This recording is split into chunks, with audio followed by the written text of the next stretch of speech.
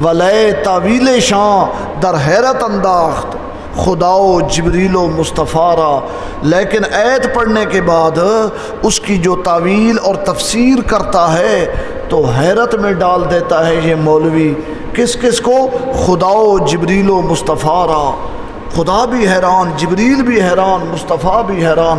اللہ فرماتے ہیں میں نے اس طرح نازل نہیں کیا، جبریل کہتے ہیں میں نے اس طرح پہنچایا نہیں ہے، اور محمد مصطفیٰ فرماتے ہیں میں نے تو اس طرح پڑھ کے سنایا نہیں جس طرح یہ ظالم قرآن کی آیتوں سے شرک ثابت کر رہا ہے۔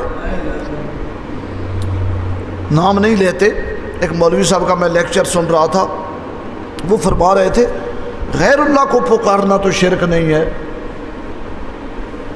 دیکھو نا قرآن میں اللہ تعالیٰ نے حضرت ابراہیم علیہ السلام کو فرمایا ہے کہ وہ پرندوں کو گوشت بناؤ اور ادھر پہاڑوں پہ رکھو، اور ثم ادعوہن، پھر انہیں پکارو، ثم ادعوہن، پھر انہیں پکارو۔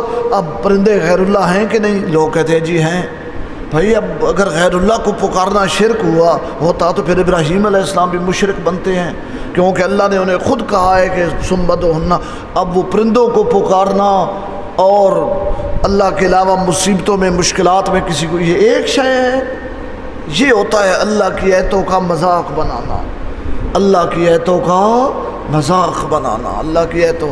تو اللہ تعالیٰ فرماتے ہیں ظالم انسان، جاہل انسان، بدبخت انسان، ہم نے کیا کیا؟ شاعر کہتا ہے ہم نے تم کو دل دیا، تم نے ہمیں رسوا کیا۔ ہم نے تم کو دل دیا، تم نے ہمیں رسوا کیا۔ ہم نے تم سے کیا کیا اور تم نے ہم سے کیا کیا؟ اللہ تعالیٰ فرماتے ہیں وَإِذَا ذَقْنَا النَّاسَ رَحْمَةً، انسانوں کو جب ہم اپنی رحمت کا مزہ چکھاتے ہیں، مِن بَعْدِ ضَرَّاءَ مَسَّتْهُمْ، اس تکلیف کے بعد جو انہیں لگ گئی تھی، اِذَا لَهُمْ مَكْرٌ فِي آیَاتِنَا، پس وہ ظالم انسان ہماری آیتوں کو گرانے کے لیے اور ہماری آیتوں کا مذاق اڑانے کے لیے تدبیریں شروع کر دیتا ہے۔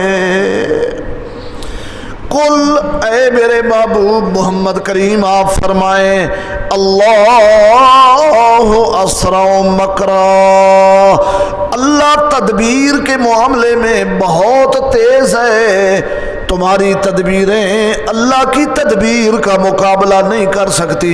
تم آیتوں کو گرانے کی تدبیریں کر رہے ہو، اللہ تمہیں نیست و نابود کرنے کی تدبیریں کر رہا ہے۔ تم مٹ جاؤ گے، تباہ ہو جاؤ گے، قرآن کے مقابلے میں نہ ہو، قرآن کے مقابلے میں نہ ہو، قرآن کی آیتوں کا مذاق نہ اڑاؤ۔ پہلے بھی آپ کو کئی دفعہ سنایا، پنڈی گھیب کوئی دور نہیں، ہمارے استاذ ہیں وہاں مولانا قاری سلطان محمد صاحب۔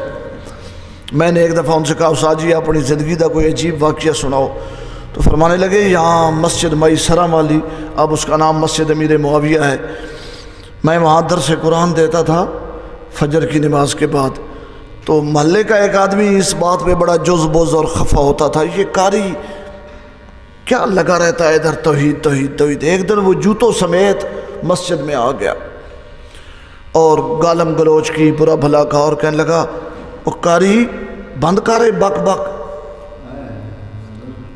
اور پھر نکلتے ہوئے کہنے لگا کل یا میں ہوں گا یا تیرا درس ہوئے گا۔ تو استاد کہتے ہیں میں خاموش ہو گیا، وہ نکل گیا۔ اسی دن وہ آدھے پونے گھنٹے بعد ڈھلیا میں کوئی فوتگی تھی، جنازے پہ جا رہا تھا اپنی گاڑی پہ، تو پنڈی گھیب کی جہاں وہ منڈی لگتی ہے میلہ مویشیاں، منڈی سے تھوڑا آگے چلو تو چڑھائی ہے، جب گاڑی اس چڑھائی کے ساتھ لگی تو کراچی سے کوئی بائی ویلر ٹریلا، پتہ نہیں ڈرائیور کہاں سے سو کے آ رہا تھا، اس نے سیدھا اوپر چڑھا دیا اور لاش کا بھی نام و نشان نہ ملا۔ برائے نام سی وہ ہڈیاں جمع کر کے لوگوں نے میت کی تدفین کی۔ اللہ نے بتلا دیا تو مٹ جائے گا، قرآن کا درس جاری رہے گا، تو مٹ جائے گا۔ تو اللہ تعالیٰ فرماتے ہیں کبھی کبھی یوں بھی اللہ دکھا دیتے ہیں، کبھی کبھی فوراً اللہ دکھا دیتے ہیں۔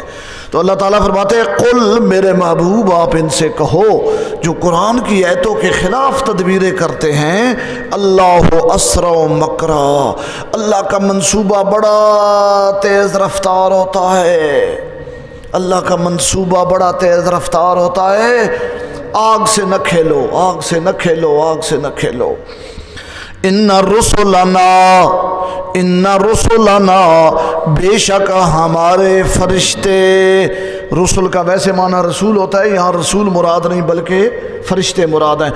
ان رسلنا بے شک ہمارے فرشتے، ایک دائیں کندھے پہ بیٹھا ہوا ہے، ایک بائیں کندھے پہ بیٹھا ہوا ہے. آخری سپارے میں جائیں، اس سبق سے ہاتھ رکھ کے نے وہ ایک گم نہ ونجے. آخری سپارہ، سبحان اللہ. سورت کا نام ہے الانفطار، اذا السماء انفطرت. سورت کا نام ہے الانفطار. آیت نمبر 10، 11، 12. آخری سپارہ سورت الانفطار، آیت نمبر 10، 11، 12. سب نے نکال لی ہے؟